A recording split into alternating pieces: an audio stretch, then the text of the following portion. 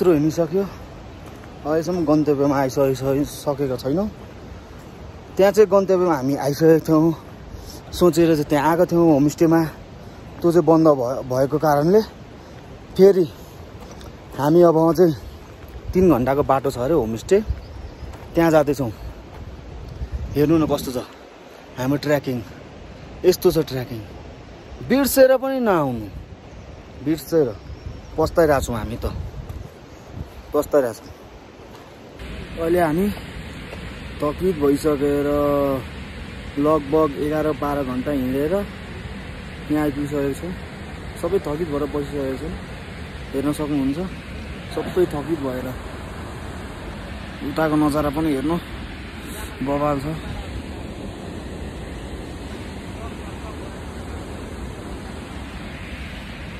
गलियो गलियो लाइफमा अब आइदैन यसरी, तपाईहरु पनि नआउनु।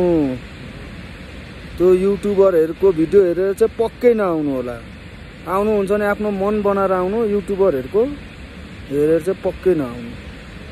यो बाटो देखाउँदैनन्, यो बाटो हामीले दुःख कष्ट गरेर लगभग 11 घन्टा हिँडिसक्यौँ। उकालो मात्र, ओह्रालो छँदै छैन, उकालो मात्र। कसरी आएको होला पीडा हामीलाई नै थाहा छ। युट्युबरहरुको चाहिँ भर नपर्नु होला। युट्युबरले देखाएको यस्तो यस्तो बाटो होला, नजिकको सजिलो बाटो देखाएको होला। सजिलो केही छैन यो बाटोमा। यो बाटो देखाएकोलाई युट्युबरहरुले धेरै गाह्रो छ, धेरै धेरै धेरै धेरै गाह्रो छ। धेरै 3-4 दिन हिँडेर पुग्नुपर्छ। न भ्याकल आउँछ न केही आउँछ, हिँडेरै मात्र हो। बास बस्दै बस्दै बस्दै। युट्युबरहरुको चाहिँ भर नपर्नु होला। हामी काका भतिज चाहिँ हिउँको पुरै मजा लिइरहेछौँ। काका यता काका भतिज चाहिँ पुरै हिउँको मजा लिइरहेछौँ। हिउँ एकदमै अत्याधिक छ, निरन्तर बरफ परिरहेछ। हेर्नुहोस् अगाडि तपाईँले सबै देख्न सक्नुहुन्छ। अगाडि हेर्नु, हिउँले ढाकिसक्यो, बोट बिरुवाहरू सबै सेतै भइसक्यो। एकचोटि हेर्नु होला सबैतिर। लु हेर्नु हिउँ कस्तो छ। हिउँ हामी चाहिँ हिउँको एकदमै मजा लिइरहेछौँ। हिउँ एकदमै झरिरहेछ, हिउँको एकदमै अत्याधिक झरिरहेको छ, मजा आइरहेछ। ल हेर्नु सबै सेतै भइसक्यो, बोट बिरुवा बाटो सबै सेतै भइसक्यो हिउँ परेर। हामी यसरी नै आइरहेछौँ, यस्तो उडेर। पछाडि कति पैसा हिउँ हेर्नु यस्तो छ, हिउँ अत्याधिक। मलाई त एकदम मेरो लाइफको फर्स्ट एक्सपिरियन्स हो यो हिउँ भनेको चाहिँ। एकदमै मजा आइरहेछ मलाई त। यहाँ हेर्नु होला हिउँ झरेको,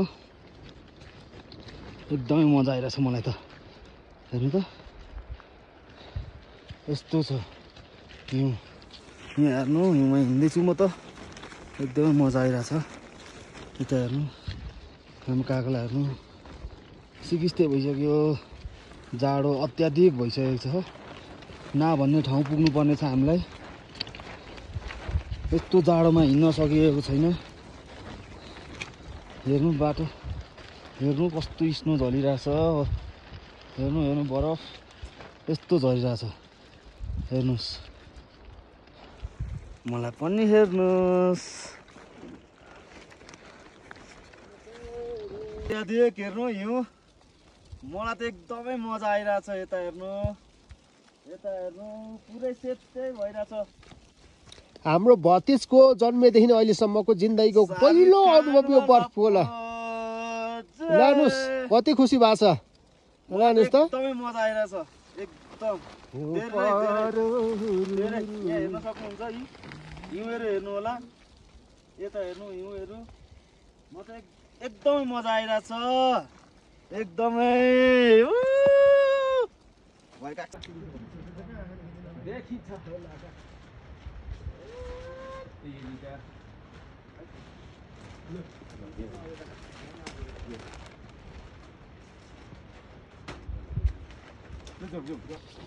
हाम्रो हिँडाइ अझै पनि जारी छ। हामी जस गन्तव्यमा आइपुगिसकेका छैनौँ।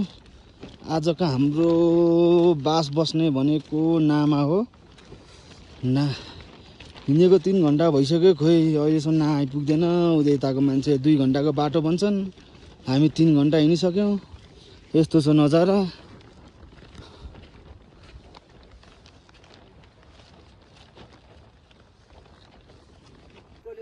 फाइनल नागाउँ आइसकेको छ। तपाईँ बोर्ड हेर्न सक्नुहुन्छ नागाउँ भनेर त्यहाँ छ नागाउँ। आज हामी यहाँ बास बसेर भोलि छोरोल्पा जानेछौँ। ओठेर सुकेर कस्तो भइसकेको छ। आज हामी यहाँ बसेर भोलि 2 घन्टाको 3 घन्टाको बाटो छ छोरोल्पा। हामी त्यहाँ जानेछौँ हिउँ खेल्नलाई।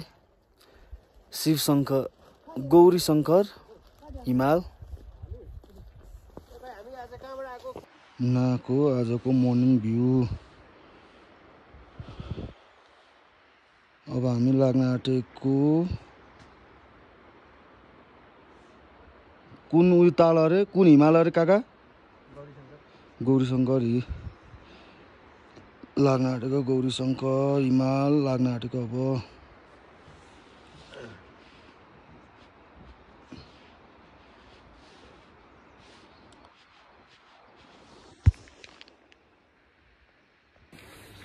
फाइनली हामी नादेखि हिँडिसकेका छौँ।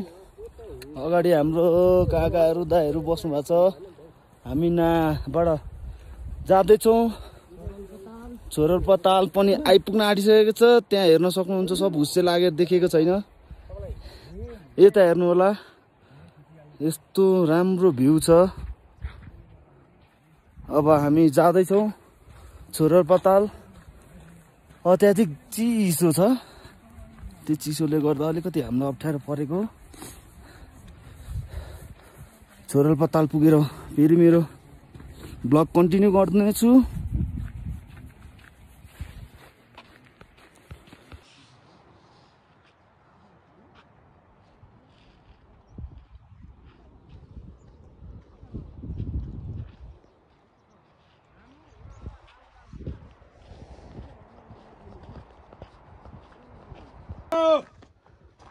फाइनली वी आर इन छोरोल्पा ताल। यसको हाइट रहेको छ 4552 मिटर। ल तेस्रो दिनमा फाइनली हामी छोरोल्पा ताल आइपुगिसकेका छौँ। फाइनली 5 दिनमा आइपुगेर जति गलेको थियौँ जति जस्तो सुकै भएको थियो यहाँ आएर चाहिँ आनन्द फिल आयो। आनन्द। प्रकाश दाइ कस्तो फिल भयो यहाँ आएर? एकदम रमाइलो। यहाँ आएर त मलाई त लास्टै आनन्द फिल। काका कस्तो भयो? जति गलियौ जति थाक्यौ सबै चिल भयो। यहाँ आएर चाहिँ मलाई एकदम आनन्द फिल भयो। आनन्द गलेको जति सबै थकान सबै मेट्यो सबै। वाउ छोरोल्पा ताल